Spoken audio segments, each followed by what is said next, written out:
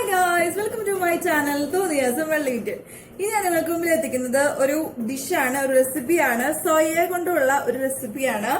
Soya been ഇഷ്ടപ്പെടാത്തവർ കുറച്ച് പേരുണ്ടാവും. പക്ഷെ എന്നാലും ഇപ്പൊ നോമ്പൊക്കെ ഉള്ള സമയത്ത് നമുക്ക് ഇറച്ചി കഴിക്കാൻ പറ്റാത്ത ഒരു അവസ്ഥയാണല്ലോ. അപ്പൊ നമുക്ക് ഇറച്ചി മീൻസ് ചിക്കനൊക്കെ വെക്കുന്ന പോലെ അല്ലെങ്കിൽ ബീഫൊക്കെ വെക്കുന്ന പോലെ നമുക്ക് സോയ എങ്ങനെ വെക്കാന്ന് നോക്കാം. ഒരു ഡിഫറെന്റ് രീതിയിൽ നമുക്ക് എങ്ങനെ വെക്കാൻ നോക്കാം. അതിനു മുമ്പ് എന്റെ ഈ ചാനൽ നിങ്ങൾ ആദ്യമായിട്ടാണ് കാണുന്നുണ്ടെങ്കിൽ ലൈക്ക് ചെയ്യാനും സബ്സ്ക്രൈബ് ചെയ്യാനും പിന്നെ ആ സബ്സ്ക്രൈബിന് അപ്പുറത്താണ് ചെറിയൊരു ബെല്ലൈക്കനില്ലേ, അത് ക്ലിക്ക് ചെയ്ത് കഴിഞ്ഞാൽ എന്റെ അടുത്ത വീഡിയോ നിങ്ങൾക്ക് പെട്ടെന്ന് തന്നെ എത്തുന്നതായിരിക്കും. അപ്പൊ നമുക്ക് എങ്ങനെയാണ് ഈ ചിക്കൻ അല്ലെങ്കിൽ ബീഫൊക്കെ വെക്കുന്ന പോലെ ഈ സോയാബീൻ ഉണ്ടാക്കാൻ നോക്കിയാലോ. നോക്കാം. അപ്പോൾ ആദ്യം തന്നെ നമ്മൾ കുറച്ച് വെള്ളം അടുപ്പത്ത് വെക്കുക തിളയ്ക്കാൻ വേണ്ടിയിട്ട്. അത് ചൂടായതിന് ശേഷം നമ്മൾ ഈ സോയ അതിലേക്ക് ഇട്ട് കൊടുക്കുക. കാരണം നമ്മൾ വേവിക്കാൻ വേണ്ടിയിട്ട് ഇങ്ങനെ ചെയ്യണം. കുറേ നേരം ഒന്നും വേണം, ജസ്റ്റ് ഒന്ന് തിളച്ചാൽ മതി. അപ്പോൾ നമ്മുടെ താരം നല്ലോണം വെന്തിട്ടുണ്ട്, കണ്ടില്ലേ? നല്ലോണം അത് നല്ലൊരു വേവായിട്ടുണ്ട്. അത് കഴിഞ്ഞ ശേഷം നമ്മളത് ഊറ്റി, അതായത് വെള്ളം ഊറ്റിയതിന് ശേഷം വേറെ പാത്രത്തേക്ക് മാറ്റണം. ഞാനിതിപ്പോൾ നല്ലോണം കൈ വെച്ച് പിഴിഞ്ഞ് വെള്ളമൊക്കെ മാറ്റിയതിന് ശേഷമാണ് ഇപ്പോൾ സോയ എടുത്ത് വെച്ചിരുന്നത് വേറെ പാത്രത്തേക്ക്. ഒരു 2-3 പ്രാവശ്യം നല്ലോണം വെള്ളം ഊറ്റി കളയണം. അതിലേക്ക് ഒരു മുട്ട പൊട്ടിച്ചു.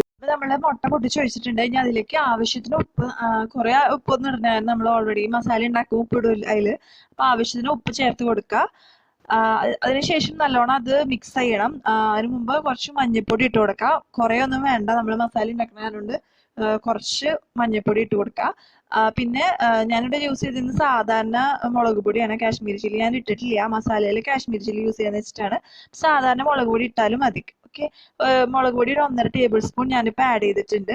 ഇനി അതിലേക്ക് ആവശ്യത്തിന് കുരുമുളക് പൊടി എരിവ് കൂടുതൽ ഇഷ്ടമുള്ളവർക്കാണെങ്കിൽ കുറച്ച് കൂടുതൽ ആഡ് ചെയ്യാൻ കുഴപ്പമൊന്നുമില്ല.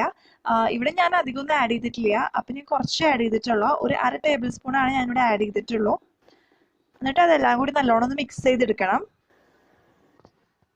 അതിലേക്ക് നമുക്ക് ആഡ് ചെയ്യാനുള്ളത് കോൺഫ്ലവർ ആണ്. ഇപ്പൊ നിങ്ങളുടെ കയ്യിൽ കോൺഫ്ലവർ ഇല്ലാന്നുണ്ടെങ്കിൽ മൈദ ആയാലും യൂസ് ചെയ്താൽ മതി. കാരണം നമ്മൾ ജസ്റ്റ് ഒന്ന് ഫ്രൈ ചെയ്തെടുക്കുന്നുണ്ട്.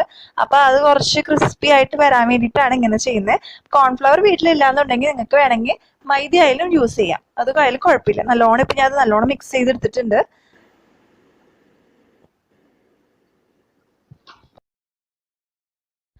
അപ്പോൾ ഒരുപാട് വെളിച്ചെണ്ണയൊന്നും ഞാൻ എടുത്തിട്ടില്ല, ആവശ്യത്തിനുള്ള വെളിച്ചെണ്ണ എടുത്തിട്ടുള്ളൂ. കാരണം ഈ വെളിച്ചെണ്ണ നമ്മൾ കളയേണ്ട ആവശ്യമില്ല. കാരണം ഈ വെളിച്ചെണ്ണയിൽ തന്നെയാണ് ഞാൻ മസാല ഇതിലേക്കുള്ള മസാല ഉണ്ടാക്കുന്നത്, ഇതേ വെളിച്ചെണ്ണയിലാണ്. അപ്പോൾ ഞാനിപ്പോൾ സോയ മിക്സ് ചെയ്ത് വെച്ചിരിക്കുന്ന സോയ ഇട്ട് കൊടുക്കുകയാണ്. ജസ്റ്റ് അതൊന്ന് ഫ്രൈ ചെയ്തെടുക്കാൻ. ഒരുപാട് നേരം ഒന്നും ഇടണ്ട, ഒരു 2 മിനിറ്റ് 3 മിനിറ്റ് ഇട്ടാൽ മതി ഫ്രൈ ചെയ്തെടുക്കാൻ. ഇപ്പൊ സോയ നല്ലോണം അത് ഫ്രൈ ആയിട്ടുണ്ട്. ഒരുപാട് ഫ്രൈ ആക്കേണ്ട ആവശ്യമില്ല, ഒരു ലൈറ്റായിട്ട് ഫ്രൈ ആക്കിയാൽ മതി. കാരണം കുറേ നേരം ഒന്നും വെക്കണം, ഒരു 5 അല്ലെങ്കിൽ 3 മിനിറ്റ് വെച്ചാൽ മതി. ജസ്റ്റ് ഫ്രൈ ചെയ്തെടുക്കുക. ഇനി മസാല നമ്മൾ ഇതിൽ നിന്ന് ഇപ്പം മാറ്റിയിട്ടുണ്ട്, വറുത്ത് മാറ്റി വെച്ചേക്കാണ് സോയ. അതേ വെളിച്ചെണ്ണയിലേക്ക് തന്നെ നമ്മൾ വെളുത്തുള്ളി ഇഞ്ചി പേസ്റ്റാണ് ആഡ് ചെയ്തേക്കുന്നത്. ഇപ്പം മസാലക്കറി, എന്ത് മസാലക്കറി ഇടാണെങ്കിലും മെയിനായിട്ട് അതിലൊരു പ്രധാനപ്പെട്ടതെന്ന് പറയുന്നത് വെളുത്തുള്ളി ഇഞ്ചി പേസ്റ്റ് ആണ്. അതുപോലെ തന്നെ പ്രധാനപ്പെട്ടത് നമ്മൾ സബോള. ഞാനിവിടെ എടുത്തേക്കുന്നത് ഒരു 2 സബോളയാണ് എടുത്തേക്കുന്നത്. വലിയ സബോളയല്ല എടുത്തേക്കുന്നത്, മീഡിയം സൈസ് സബോളയാണ് ഞാൻ എടുത്തേക്കുന്നത്. അത് നമ്മുടെ സോയയുടെ അനുസരിച്ചാണ് സബോള എടുക്കേണ്ടത്. ഞാൻ നല്ലോണം വരട്ടി എടുക്കണം. അപ്പോൾ വരട്ടിയെടുക്കാൻ നല്ല പെട്ടെന്ന് അത് വരട്ടാൻ വേണ്ടിയിട്ട് കുറച്ച് ഉപ്പ് ഇട്ട് കൊടുക്കുക. അപ്പം നമ്മുടെ സബോള ഏകദേശം വാടിയിട്ടുണ്ട്. ഞാൻ അതിലേക്ക് കാശ്മീരി ചില്ലിയാണ് യൂസ് ചെയ്യുന്നത്. നിങ്ങൾക്ക് സാധാ മുളക് പൊടി ഉള്ളതെന്നുണ്ടെങ്കിൽ അതായാലും ആഡ് ചെയ്താൽ മതി. ഞാൻ കുറച്ച് കളറിന് വേണ്ടിയിട്ടാണ് കാശ്മീരി ചില്ലി യൂസ് ചെയ്തത്.